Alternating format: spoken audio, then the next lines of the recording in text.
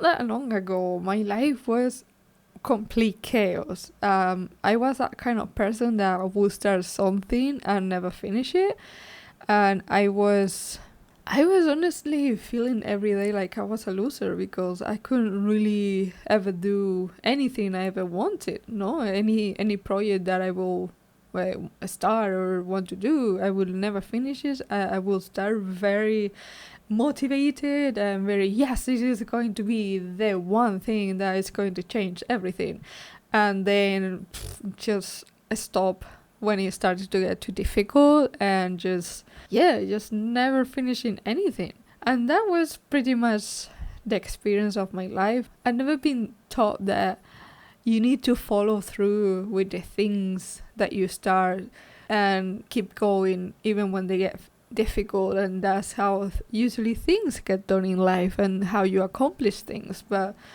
my environment at the time, it was ideal for setting me up for failure, and back then I didn't know that. Then I discovered game development, and that changed things a lot, because even though it still took me a long time to being able to start something, start projects, start games, and keep at them, keep working on them, because it was the same. I would start a game idea, work through it a few months, and then finish it. I never finish it and just abandon it or whatever. But with game, that was different because I was so in love with making games, I still are, obviously, that I would always go back to that game idea, or trying to finish some game idea that I started. And slowly this started to change me, because little by little I started to realize how important it is to stick with your dreams and what you want to do. So basically, game development has made me, and it still makes me every day, a better person. And these are 3 ways how game development makes you a better person. The first way that how game dev makes you a better person is that it gives you purpose in life and something to look forward to. I have plenty of days where I couldn't get out of bed because I hated my life. I didn't have anything that everything was horrible. But making a game or just going to my computer and just start creating things is something that really helped me through challenging times. So game dev gives you a purpose that changes everything, and it can help you have a reason to show up, because a project that matters gives your day shape, and it gives you effort and direction. And like, for example, I have a day job right now that, well, it's not great, it's not my dream job, but it pays the bills, so whatever, it's not too bad. But honestly, my dream is to do game dev full time. And even though I have to spend hours at this job that I'd rather be working on my game, no? I'm still really happy, and because I know that this job is helping me work on my game, because right now, as I said, it's the one that is paying the bills. So I know that this job is giving me security to keep working on my game, and that is really important. So working on my game helps me go through those moments on my day where are a bit more boring or something I don't want to do that much, because I know I have some time during the day that I can work on my game, and it's something that I'm looking forward to do. So how do game dev builds purpose? Well, basically, it gets you moving, because a project that belongs entirely to you pulls you out of bed, like I was saying before. It's like a reason to wake up and to do things that matter to you. And this act of creating something tangible gives you energy that spills over other areas in your day. And that is something that I can really see in my life, that having this joy for making my game, it makes me feel more happy in general throughout my day, because I'm thinking on ideas to add to my game, or things that I could improve, or things that I could do. Another way game that builds purpose is that connects today to tomorrow, because basically every line of code, every animation, every dialogue you polish is not just a task. It's a part of a larger story that players will one day experience, and that is awesome. You're not just working and doing one thing after the other. You are shaping an experience and crafting moments, and it's something that is going to leave an impact on the player, bigger or smaller, but it's like a little piece of you that you're going to put out there, and that is really, really cool thing to do. So even though a lot of tasks we do when we make a game are repetitive and they can even be kind of boring, they all have meaning, because they are all part of something that is bigger than yourself. And how are you not happy that you have that in your life? Another way that game that helps builds purpose is that it shapes your self-esteem, because each milestone and each functioning system that you have in your game is a reminder that you are a person that can do things and that can finish things, and is someone who creates. And these small wins accumulate, and then reinforce the belief that you can tackle bigger challenges. And your identity shifts from passive consumer to active maker. And once you really experience how cool it is to create your own things, and from idea and then seeing them come to life, that has no price. That is honestly amazing. So basically, purpose is the fuel that will help you throughout the day, because game development is more than a creative outlet. It structures your days, gives you direction, and makes progress visible. So every bug you fix, every system you complete, every milestone reached proves that you can do it. And this is a journey that becomes proof of your resilience and capability. Because let's be honest, making a game is really difficult. Even if you're doing a small game or a short game, it's still a million things that you need to do and you need to learn how to do, and everything has to connect together. So making a game, even if you don't even finish it, but just like making a game in general, is such a huge task that should be proof that you're a person that can do things, and very complex things. So yeah, pat yourself in the back, because that is awesome. Okay, so quick thing before we continue. If you're enjoying this video, please hit the like and subscribe, because that really helps put this video in front of other people, so I can keep doing more videos like this for free. So yeah, please like and subscribe and share it as well. That will really help the channel. Thank you. A second way that games makes you better is that it teaches you patience. And patience in life is so important, because if you don't have patience, you are never going to accomplish anything. And game dev can really help with that, because making a game takes a long time, like I said before. So if you really, really want to finish something, you have to be okay with spending or going in this long journey where your idea takes a long time before it's visible or is real.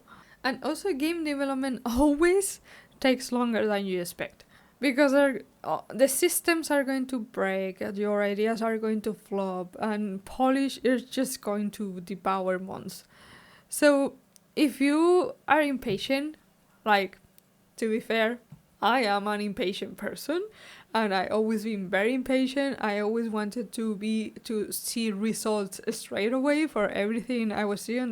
That's why I will quit so many things, because for a lot of things, especially for something creative, you have to stick with it for a long time before you start seeing results.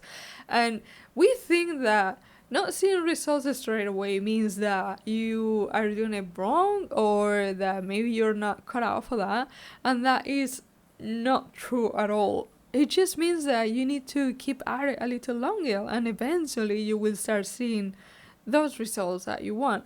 So game dev teach you patience, because you either wait and chill, keep doing it even if you don't see results, or you're never going to see your game finish or your project finish or whatever you're doing at the moment. So I guess, like, for me, as I said before, I love making games so much that I have no other way than to wait and to have patience to really see my game finish, or like at least a part of it. So what are the mechanics of patience? You need to trust your internal guidance, because when you show up consistently towards a clear goal, your brain is going to start working behind the scenes to accomplish it, and you're going to start having some internal guidance, and you need to trust this. And you need to trust that the steps that you're making and the choices you're taking and the correct ones. And even if they're not, even if they lead to failure, it's still okay, because that is just data that you have for something that didn't work. So you know now that you shouldn't keep doing more of that. So yeah, you need to trust that whatever you're doing is eventually going to lead you to where you want to go. Then it also helps you accept that growth takes time, because there are so many difficult skills that you need to learn to make a game, that you need to have patience to learn all of these things, like coding, art, marketing, whatever it is. It's not something you're going to master overnight. So all this forces you to learn to be patient. Also, you can't really be working. You can't be a workaholic, because then you're going to burn out. And what you need to do instead is create moments where you can relax. It is very important to have during your day or your week schedule times where you work on your game, and schedule times where you relax and do nothing. Because during those times, when you're relaxed, is when you're going to have most of your ideas. So basically, when you're not relaxing and you're not resting, you are going to hurt your game, because you're not going to have the same energy. You're not going to give you the necessary time to come up with ideas or solutions to problems you have. So this is part of being patient. Relaxing and resting is part of being patient, and is really, really important. I would arguably say it's one of the most important things you can do for your game.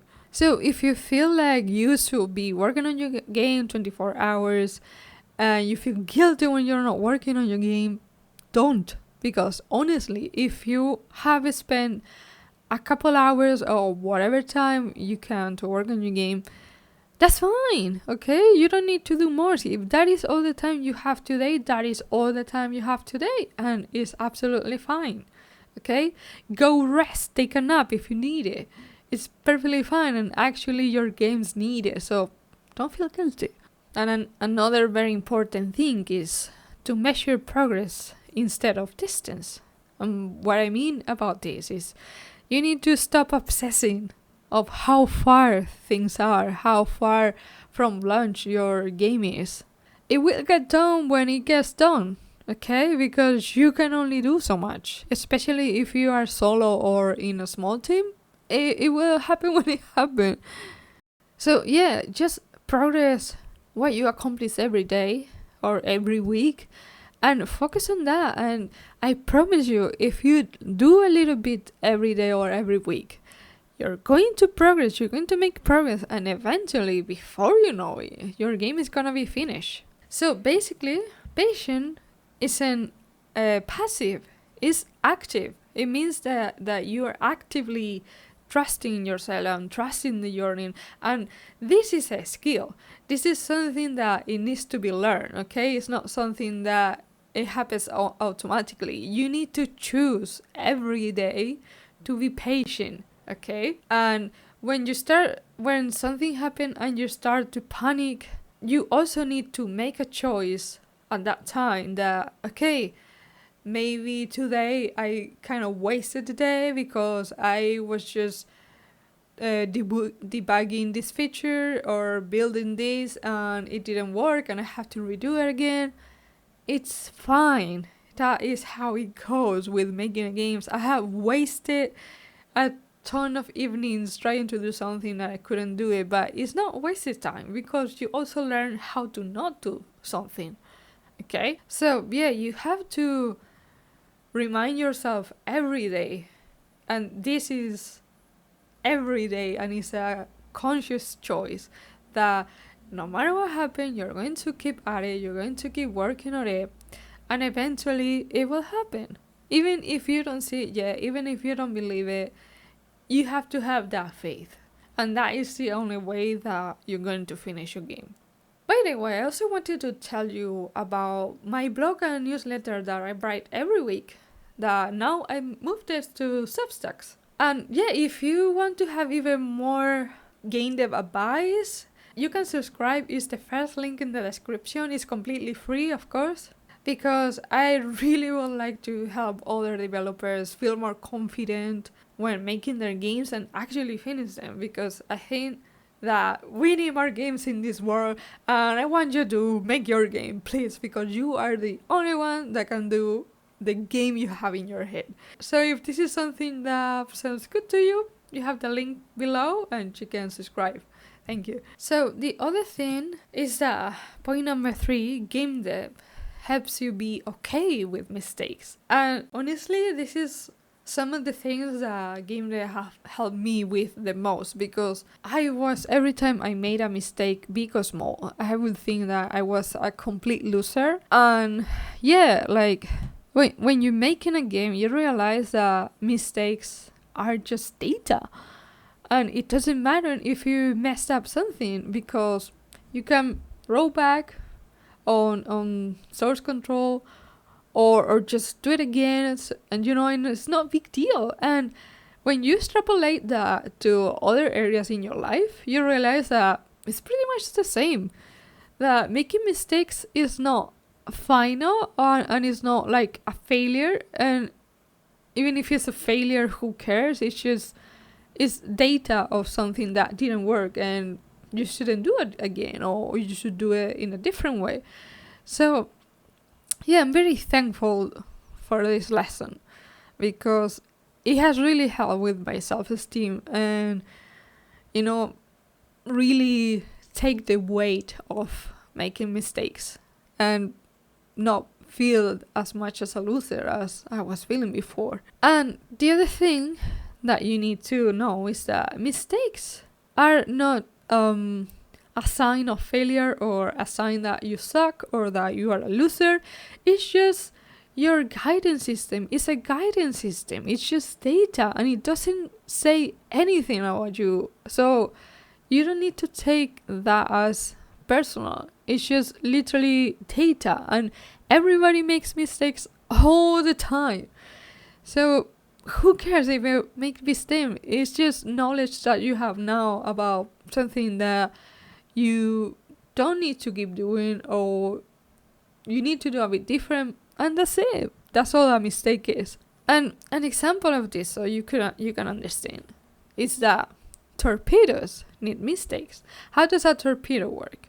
Torpedoes basically have a target, okay, and they will steer left or right or up and down wherever they need to go. And they need this mistake, which is basically data. If they steer too much to the left or to the right, that is technically a mistake. But they need this data to figure out where they need to go, okay? So you also need to be like a torpedo. Why? Because mistakes are part of the route and are part of the journey. If you beer, of course, you overscope, you include a feature in your game that doesn't really work, or you release a game that nobody plays it, nobody likes it. It's fine. It's not a big deal. It's just data of things you need to improve at, or things that you need to do a bit different. And that is all that it is. There's nothing more to it. And eventually, like a torpedo, if you take into consideration this data, you'll reach your goal. So this also means that correction matters way more than perfection. And what I mean by that is that rather than trying to do one thing perfect and that's your only chance you have to do this, do 1,000 things wrong and badly, and they will help you improve whatever you want to do and accomplish whatever you want to do way faster if you try to do perfectly once or first time. And this will also help you stay in motion and have forward motion and keep going and not giving up, because you are going to see that the things that you're doing eventually are working, okay? And you are closer and closer to your goal. So, yeah, be like a torpedo. Another thing very important is avoiding analysis by paralysis. I am a person that loves to research, and I will spend like weeks or months just researching how to do something and never really actually do it, because researching feels productive, no? It feels like, yeah, I'm actually doing stuff, but you're really not. You're just procrastinating in a way that feels productive. So analysis by paralysis is pretty much this, you research and research, but you never take the next step to actually make the action that you need to do, because you think that you need to research to get it perfectly first right. And that is not the point. The point is, should you just do it however it goes, even if you do it better or worse, it doesn't matter. It is way more important to do something and do it badly or just good enough than trying to make it perfectly and never accomplish it. Because if you get stuck on analysis paralysis, you're never going to move forward. And I was like that for so many years. Eventually I realized that if I want to finish my game, I'm going to have to suck it up and do the thing that I don't want to do, because I'm afraid that it's going to look bad or suck or look really ugly or whatever. So that is, I want so much to make my game, to put what I have in my head outside in the world, that is even helping me avoid analysis paralysis. Isn't that neat? And I hope it's the same for you. You really need to think that if I keep stuck like this, my game is never going to come to life. And is that something you actually want? Is that something your game deserves to never come to life? Just think about it. So, game development doesn't just build games. It also builds the person behind it. And that, more than anything, makes the chaos worthwhile. So yeah, I hope that you can see now how making games can help you in your life. It really helped me, and it's helping me every day to be happier. And it all starts with the choice of, I'm going to stick with it, and I'm going to do this every day. And I know, because I know this is going to be good for me, sticking with it, it's going to be good for me. And it's going to give me data that I can do it. And it's give me that example that I'm not a loser because I can actually do things, and I can do very complicated things that most people can't even dream of doing. So you're a very cool person. And you should know that. You're making a freaking game. That is really difficult to do, okay? So pat yourself in the back, you're amazing. So yeah, I hope this video helps you feel more confident and feel you more motivated to jump into your game. And if you want to keep watching more videos like this one to help you feel more confident, you can go watch this next one, which I also think is going to help you a lot. So see you there.